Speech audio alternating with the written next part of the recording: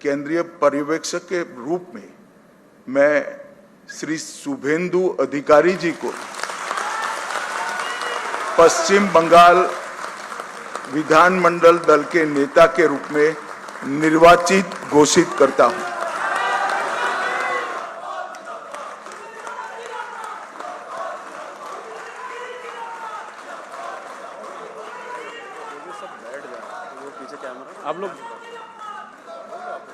आप लोग बैठ जाओ।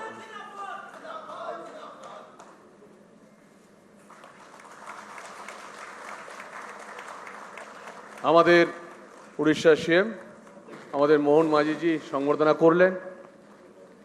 আমাদের বিধায়ক দলনেতা মাননীয় শুভেন্দু অধিকারী মহাশয়কে, এরপর আমাদের মাননীয় শ্রমিক ভট্টাচার্য মহাশয় আমাদের বিধায়ক দলনেতা আমাদের শুভেন্দুদাকে